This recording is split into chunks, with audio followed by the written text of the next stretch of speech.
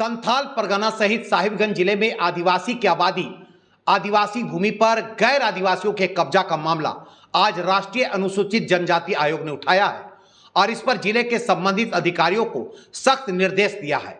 साहिबगंज जिले के दौरे पर आए राष्ट्रीय अनुसूचित जनजाति आयोग के सदस्य डॉक्टर आशा लकड़ा आज साहिबगंज में संचालित विभिन्न योजनाओं का जायजा लिया। इसके साथ साथ आयोग के सदस्य ने साहिबगंज कॉलेज, कस्तूरबा गांधी आवासीय विद्यालय सहित कई जनजाति विद्यालय और छात्रावास का निरीक्षण किया। आयोग के सदस्य ने विभागीय अधिकारियों के साथ समीक्षा बैठक के बाद पत्रकारों से वार्ता में कहा कि इस क्षेत्र में आदिवासी भूमि पर गैर आदिवासी समाज के लोग कब्जा कर रहे हैं। कहीं किसी आदिवासी जमीन पर कब्रिस्तान बना दिया गया है तो कहीं किसी की जमीन पर मस्जिद बना है, जो बिल्कुल नियम के खिलाफ है। मैंने कई जमीन को चिन्हित कर अधिकारियों से जवाब मांगा है और तत्काल उक्त जमीन को कब्जे से मुक्त कराने का आदेश दिया है। आयोग के साहिबगंज आगमन के बाद अब जिला प्रशासन के लिए चिंता बढ़ गई है। अब देखना होगा कि आयोग जिन बिंदुओं को उठाया है आगे क्या कार्रवाई हो पाएगी। साहिबगंज से पंकज वर्मा की रिपोर्ट। दूसरा, लड़कों का हॉस्टल में गए, लड़कों का हॉस्टल में 4 छात्रावास है, चारों छात्रावास में इंटर, यूजी और पीजी का स्टूडेंट मिला करके 250 लोग लगभग वहां रह रहे हैं और सीट है उतने का, और 500 से ऊपर वहां छात्र रहते हैं। हमने निर्देश दिया है और यहाँ बोले हैं कि एक प्रपोजल तैयार कीजिए, G+5 लड़कियों के लिए बनाइए, G+5 करके 2 हॉस्टल लड़कों का हो।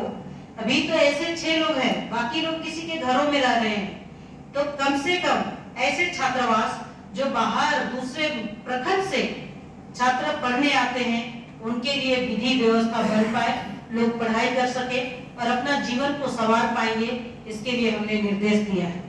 और कई गंभीर मामले सामने आए हैं। मैं आपको बताती हूँ कि कुल मिलाकर के 9 प्रखंड है, 9 प्रखंड में अलग अलग मामला है। साहिबगंज, राजमहल और उधवा का, मंडरो का, बोरियो का और तलझारी, ये बहुत ही सेंसिटिव इलाका है।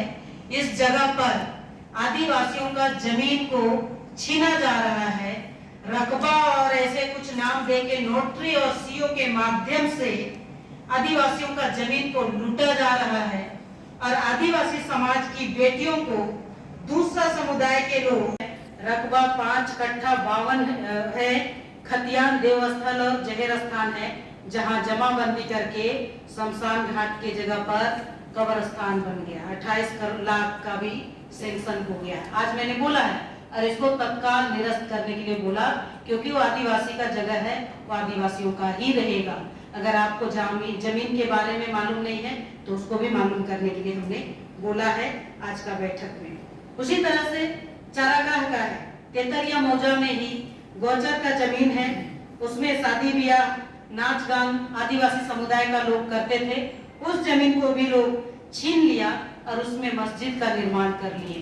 तो ये कहीं ना कहीं बहुत ही गंभीर मामला है, आज आयोग के सामने आया है। आयोग इसको संज्ञान में लेगी और इस पर कार्रवाई करेगी। हमने एजुकेशन का भी बात किए है, टोटल मिडिल स्कूल कितना है, टोटल प्रारंभिक विद्यालय कितना है और कितना हाई स्कूल है, कितना आपका रिकॉग्नाइज स्कूल है, ऐसा करके हमने +2 तक की बात किए हैं। लेकिन यहाँ जिला शिक्षा पदाधिकारी के पास पूरा डिटेल्स नहीं थे। हमने पूरा डिटेल निकाल करके टोटल स्टूडेंट में आदिवासी कितने हैं, उनमें लड़की कितने हैं, लड़के कितने हैं, ऐसा हमने निकालने बोला है। पारा टीचर कितना है, एकलव्य मॉडल विद्यालय और कस्तूरबा विद्यालय में या आवासीय विद्यालय है, उनमें घंटी आधारित टीचर कितना है, उनका मानदंड क्या है, वो भी यहाँ बताए नहीं। कितना घंटी देते हैं, 1 घंटी, 2 घंटी, 3 घंटी, क्योंकि मनरेगा में भी 257 रुपया उनको मानधन काम का मजदूरी मिलता है, तो एक टीचर को 200 रुपया देना ये बहुत दुर्भाग्य की बात है। तो ऐसे कई विषय सामने आए हैं। प्रधानमंत्री आवास योजना, अबू आवास योजना, बिरसा आवास योजना, ऐसे तमाम योजना के बारे में हमने पूछा है। कुछ शेष रह गए हैं, उसको भी कंप्लीट करने के लिए बोला गया है। जन वितरण प्रणाली के माध्यम से आम पब्लिक को लाभ कैसे